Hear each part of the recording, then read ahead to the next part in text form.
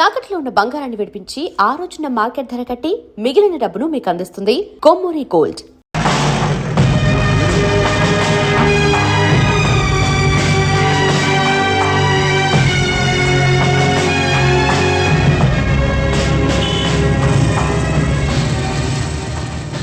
ఏంటి ఇక్కడ ఇంతమంది ఉన్నారు? ఈ ఇంట్లో ఒక ఆవిడ చనిపోయారు. ఎలా చనిపోయింది? ఎలా చనిపోయిందో తెలీదు, కానీ ఉదయాన్నే చూసేసరికి చనిపోయింది. ఒకవేళ ఆత్మహత్య అయి ఉండొచ్చు. ఓహో అలాగా.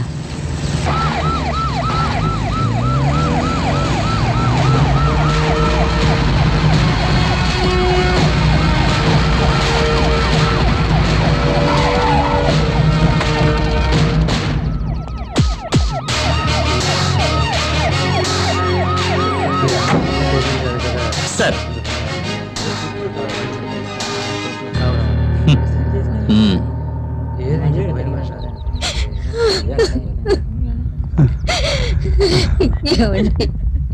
మన రమ్యకి అప్పుడే 100 ఏళ్ళు నిండిపోయాయా? ఎప్పుడు వచ్చారు? కాసేపు అయింది, పని ఉంది, బయలుదేరుతాను. వాళ్ళెవరు? చనిపోయిన అమ్మాయి వాళ్ళ తల్లిదండ్రులు సార్. రమ్య తండ్రి ప్రభాకర్ రావు గారు, తల్లి గీత గారు. అక్కడ కూర్చున్న అబ్బాయి ఎవరు? తెలియదు సార్, చనిపోయిన రమ్య గారి cousin brother sir.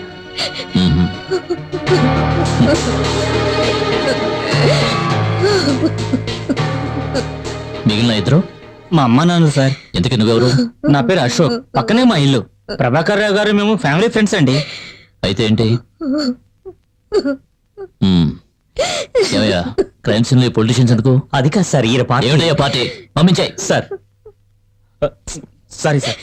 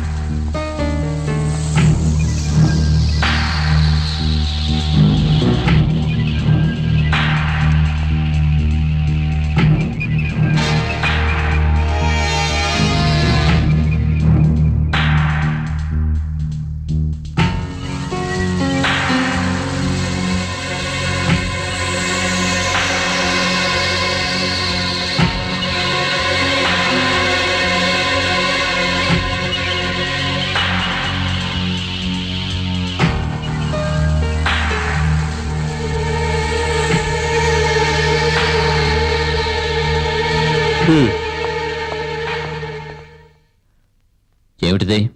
Rat poison sir. ఎక్కడ దొరికింది? మంచం మీద దొరికింది సార్. తేనెలో దీన్ని కలుపుకుని తాగి ఉంటారు సార్. Sorry sir.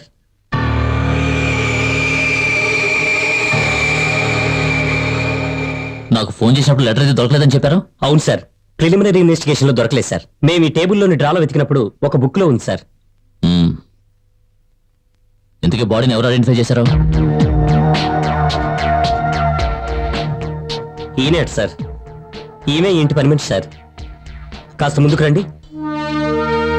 నువ్వు ఇక్కడే ఉంటావా? లేదు, నా పని అయ్యాక ఇంటికి వెళ్ళిపోతాను. సార్ లేనప్పుడు మాత్రం రాత్రులు ఇక్కడే ఉంటాను. రాత్రి నువ్వు ఇక్కడే ఉన్నావంటే సార్ రారని నీకు ముందే తెలుసా? సార్ రారని చెప్పి రమ్య మేడం రాత్రికి నన్ను ఇక్కడే ఉండిపోమని చెప్పారు. సార్ లేనప్పుడు ఇక్కడే ఉంటానని చెప్పావుగా. నేనున్నప్పుడే సార్ వచ్చారు.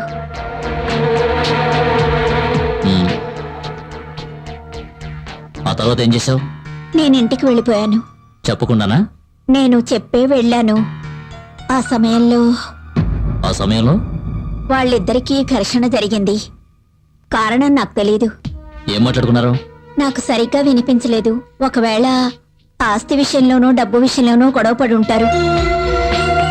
సార్, టేబుల్ మీద కొంచెం బంగారం ప్యాక్ చేసి ఉంచారు సార్. ఈ రమ్యకి రోజు ఉదయాన్నే లేచే అలవాటు ఉందా? లేదండి, ఉదయాన్నే టీ ఇవ్వడానికి నేనే లేపుతాను. మరి ఉదయాన్నే నువ్వు లోపలికి ఎలా వస్తావు? రాత్రి నేను ఇంటికి వెళ్ళేటప్పుడు తాళం వేసుకుని వెళ్ళిపోతాను. నా దగ్గర ఒక తాళం ఉంది. మళ్ళీ ఉదయాన్నే వచ్చి తలుపులు తెరుస్తాను. మామూలుగా ఆవిడ ఎప్పుడు లేస్తారు? ఆవిడ మామూలుగా ఆలస్యంగానే లేస్తారు. నేను ఉదయం 6 గంటలకు వస్తాను.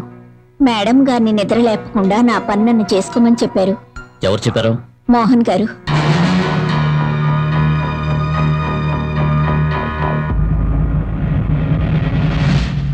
నీ పేరేమిటి? సుమేష్. కాస్త ముందుకు రారా. నువ్వంత ఉదయం ఇక్కడేం చేస్తున్నావు? పాలు తీసుకొచ్చాను సార్. నువ్వు పాలవాడివా? నేను చూస్తుంటే అలా అనిపించడం లేదే. లేదు సార్, రోజు మా అన్నయ్య పాలు సప్లై చేస్తాడు. నేను బెంగళూరు నుంచి ఉదయమే వచ్చాను. పాలు సప్లై చేసే టైంకి అన్నయ్య లేవలేదు. అవును, మీ అన్నయ్య ఆలస్యంగా లేవడానికి కారణం ఏంటి? ఇతను చెప్పేది నిజమేనా? నిజమేనండి. మ్మ్. అవును, నీ పేరేమిటి? బాలు. నేను పేపర్ వేస్తుంటాను. నువ్వు ఎన్ని గంటలకు వచ్చావు? 7:30 ఆ ప్రాంతానికండి. ఎప్పుడు ఆ టైంలోనే పేపర్ వేస్తావా? లేదు సార్, ఆ రోజు పేపర్ రావటం లేట్ అయ్యింది. ఎందుకు? పేపర్ రావటం ఎందుకు లేట్ అయిందంటే అదే ఎందువల్ల? లారీ టైర్ పంచర్ అయింది సార్.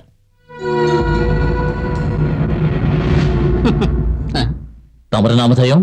త్రినాథ్ని. నేనే పోలీసులకు ఫోన్ చేసి చెప్పాను. ఓహో, ఈ ఏరియాలో ఏం జరిగినా నీకే ముందు తెలుస్తుందన్నమాట. లేదు సార్, పక్కింట్లో. ఇక్కడి నుంచే ఫోన్ చేసావా? అవును సార్. ఇంకెవరికి ఫోన్ చేసావు? వేరే ఎవరికి చేయలేదు సార్. మ్మ్. ఉదయం ఏం జరిగిందో వివరంగా చెప్తావా?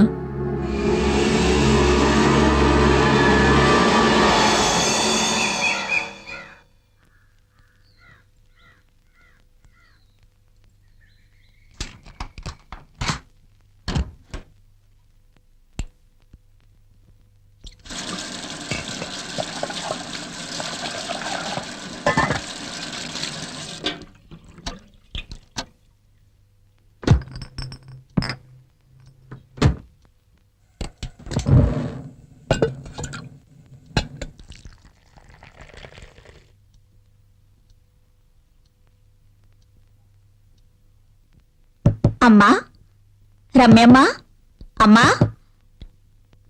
రమ్యమ్మ. అయ్యగారు, అయ్యగారండి, రమ్యమ్మ గారు.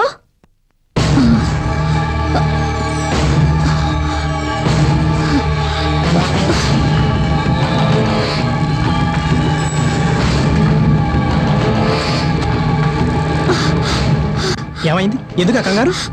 ఏమైందో తెలియడం లేదు. పిలిస్తే ఎవరూ పలకడం లేదు.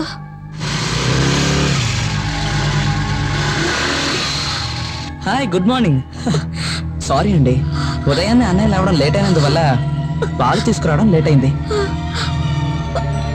ఏంటి, ఏమైంది?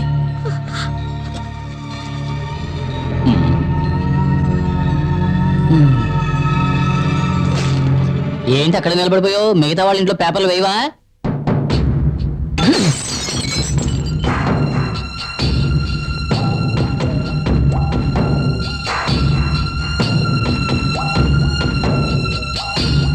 ఇక్కడ ఎవరు లేరేంటి?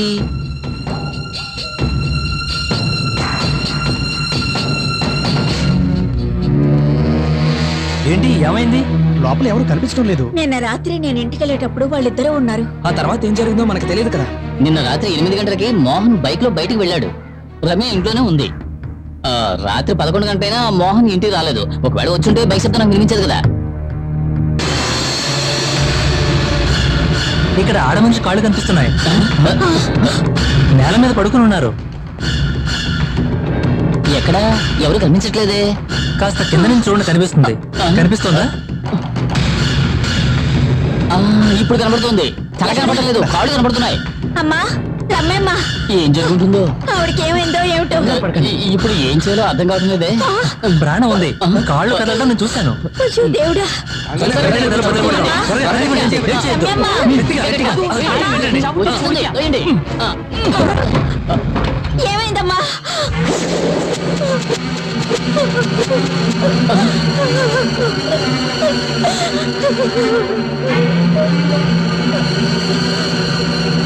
ప్రాణం పోయింది. దేవుడా, అమ్మగారిని తీసుకెళ్లిపోయావు. నువ్వే కదా బ్రతుకుందని చెప్పావు. అయ్యో, నేను చూశాను. ఏం చూశారు? డ్రెస్ కదిలింది.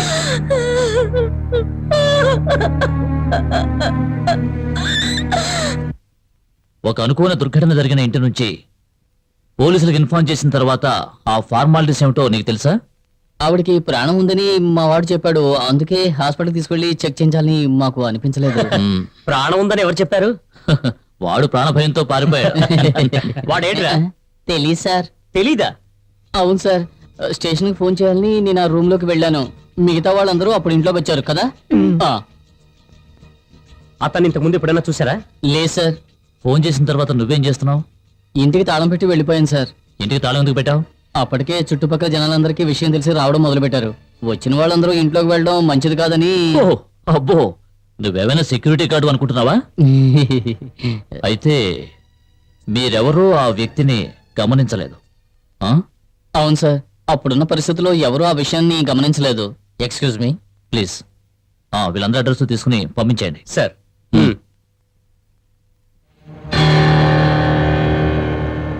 So what's your finding?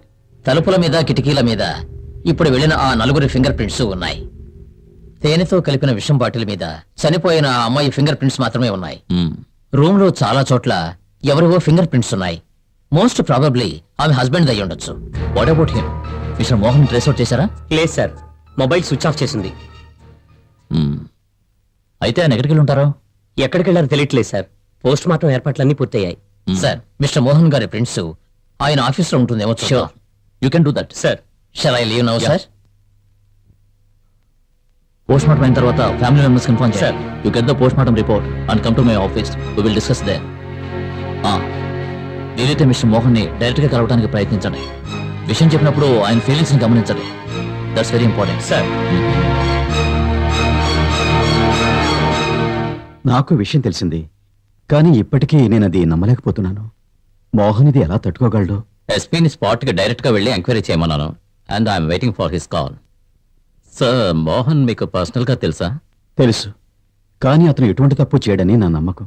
మనిషి అన్నాక తప్పు చేయడం అనేది. అది కాదండి, మోహన్ మాత్రం అలాంటివాడు కాదు. He is a man of principles. నాకు 5 ఏళ్ల క్రితమే మోహన్ పరిచయం అయ్యాడు. అప్పుడే మేము రూలింగ్లోకి వచ్చాం. విశాఖ పరిసరాల్లో పేదలకి స్థలాలిద్దామనుకున్నాం. మా పార్టీలోనే కొందరు దాన్ని వ్యతిరేకించారు. మోహన్ వాళ్ళతో ఏకీభవించలేదు. దాని గురించి పెద్ద వివాదం అయింది. సొంత పార్టీలో గొడవల్ని రేకెత్తిస్తున్న ఇలాంటి వాళ్ళని బహిష్కరించాలి. సార్, 80 కుటుంబాలు అంటే ఉజ్జాయింపుగా 300 మంది జీవిస్తున్నారు.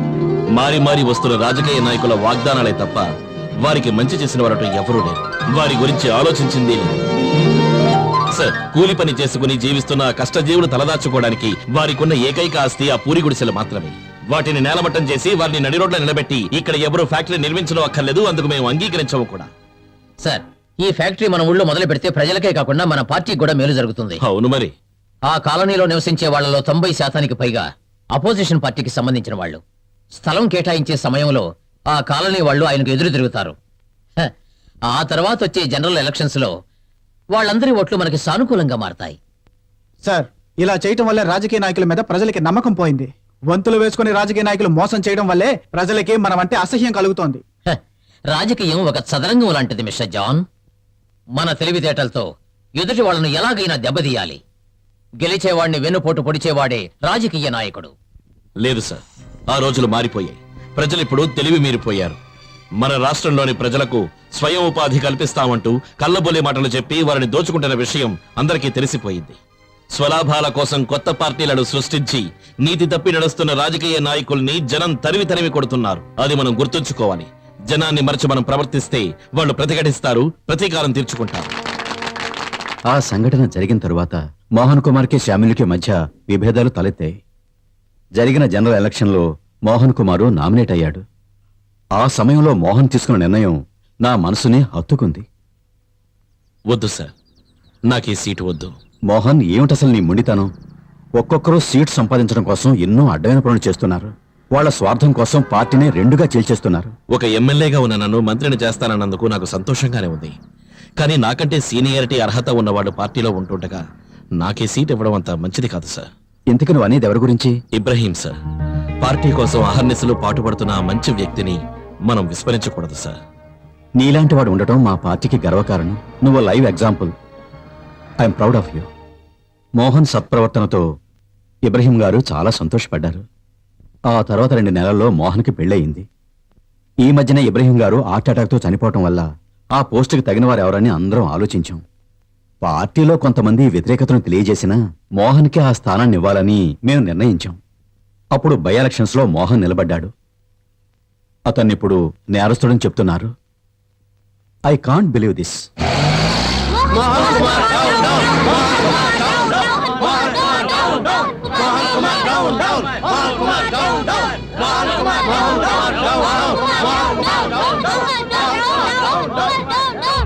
రండి.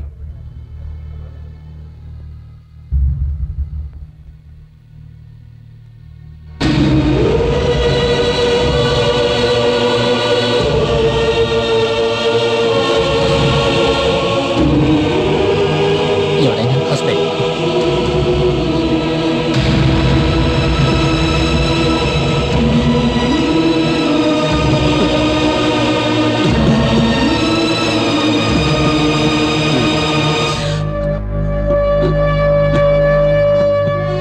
ఏంటి సార్? బాడీని మీరు తీసుకెళ్లొచ్చు. చనిపోయిన ఆవిడ భర్త ఎటువంటి వారు? ఎందుకు? చనిపోయిన ప్రదేశంలో ఒక సూసైడ్ నోట్ దొరికింది. అందులో మోహన్ నిలబడకు. పో బయటికి. నేను వద్దు, నువ్వు ఇంకేం చెప్పకు. ఈ క్షణం నుంచి నా కంట పడకు. పో బయటికి పో. వద్దురా, నన్ను వద్దు. నా కూతురు కంటి పాపలా చూస్తున్నాడు. దాన్ని చంపేశావు కదరా. నా కంటి ముందు నిలబడకు. పోరా. బయటికి పో. వాడిని గట్టేయండి. అరే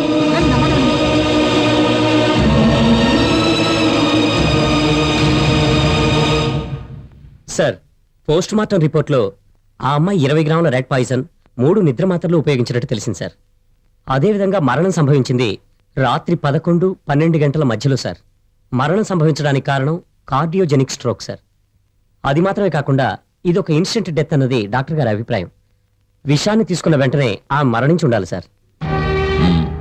ఇది ప్లాన్ మర్డర్ అయితే 2 విధాలుగా జరిగి ఉండొచ్చు. ఒకటి, ఎవరైనా బలవంతంగా విషం పట్టించడం. ఆవిడ ముఖాన్ని బట్టి చూస్తుంటే ఆవిడికి ఎవరూ బలవంతంగా విషం పట్టించి ఉండరని తెలుస్తోంది. ఒకవేళ ముందుగానే పాలలో విషం కలిపిన తేనెని కలిపి అక్కడ పెట్టుంటే? చనిపోవడానికి ముందు రమ్య పాలు తాగినట్టు పోస్ట్మార్టం రిపోర్ట్లో ఉంది. రమ్యకి పడుకునే ముందు పాలు తాగే అలవాటు ఉందని పని మనిషి కూడా చెప్పింది. సార్, తెలియక తాగడం అంటే ఇట్స్ ప్రాక్టికల్లీ ఇంపాసిబుల్. ఎందుకంటే ఎటువంటి విషయమైనా తాగే వాళ్ళకి ఆ రుచిని బట్టి తేడా తెలుస్తుంది సార్. తను కన్జ్యూమ్ చేసింది rat poison sir. It smells very pungent sir.